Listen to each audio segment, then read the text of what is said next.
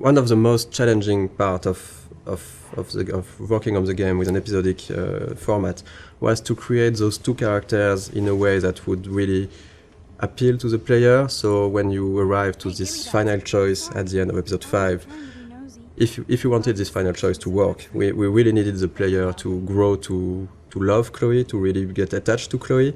So two of the biggest challenge was, of course, the writing and the voice acting to make that happen.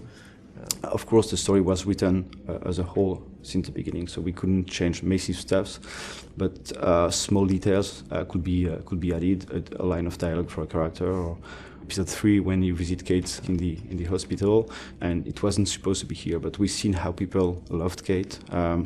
And we realized how much it was important to have a scene like this one. It's a way of finding the voice of the character. So sometimes you just need to think about expressions or words that one character will use and the other won't use it. And that's how you grow to like those characters. Because when in episode 3 or 4, Chloe at the moment use the word Hela, the players were waiting sometimes for it, and they recognize that, okay, it's Chloe because she's using that. So we're working with Blind Light in Los Angeles, and they sent us a lot of different voices to listen to them, and we have to decide. So we decided with Michel, Sebastian, and the producer, and Square, which one we want. So it was quite difficult. For example, for Max, we've got like 40, I think. Yes, I guess we got 40 voices. different castings. For Chloe, it was 30, I think, something like that. Most of the time, we were quite sure and quite agreeing on the actor. It was really hard for Max, because it's always on our mind, like, are we really sure that we are doing the good choice? Because it's so important. I don't know the number of lines she has in the game, but it's almost, I think that there is almost 14,000 lines in the game, and I think that more than 10,000 are from Max. I've never played a character that I related to so much. I have a lot of the same issues that she does with her confidence, and so getting to play someone that seemed so similar to me was really an extraordinary experience. I really feel like I'm growing with her. We'll help you. Just let me go. And the fun story is for Jefferson. The guy we chose is Derek Phillips, and after we chose him, I discovered that he was Derek Phillips, and he's actually playing one of the main recurring character in the show Friday Night Lights, which is one of my favorite TV shows.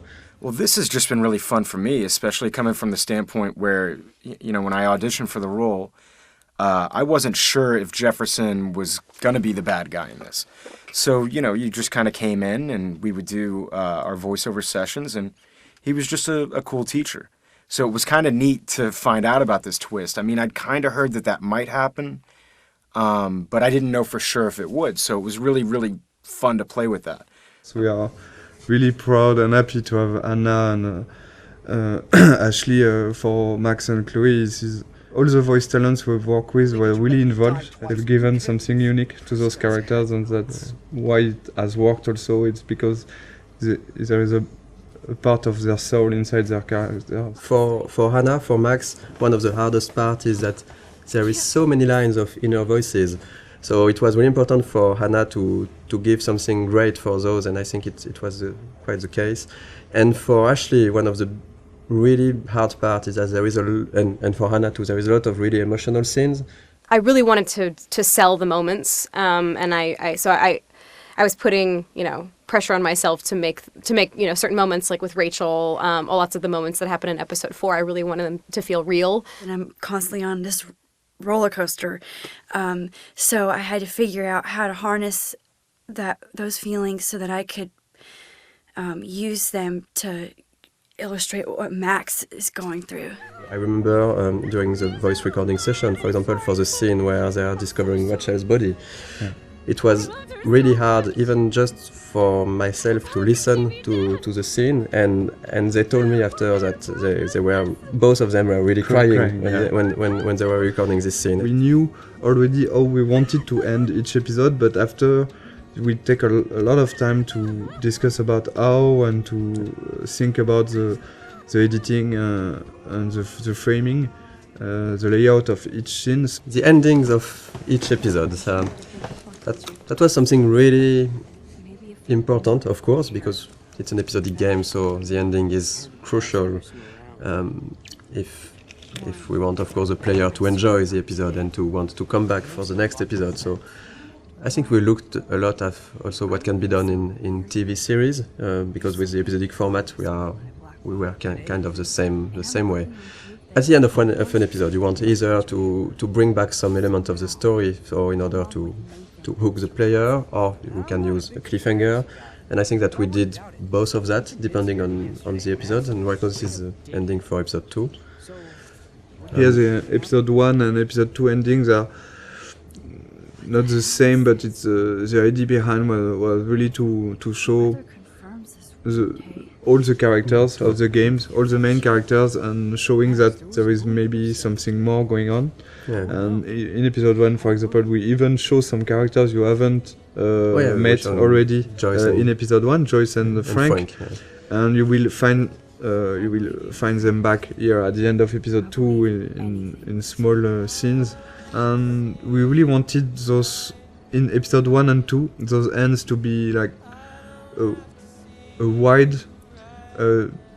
description of all the characters and all what's going on, and also showing other aspects of each character. For example, seeing David on the with his head on the shoulder of Joyce, seeing Victoria and Nathan in Victoria's room, seeing the principal and Jefferson arguing. This is kind of small hints that maybe will push the player to want to see more. Because this is basically the only moments where we are seeing those characters when Max is not seeing them. Exactly. And so we can just bring a bit more. We are not telling too much. We are just bringing a bit more on those characters, a bit of sort of mystery.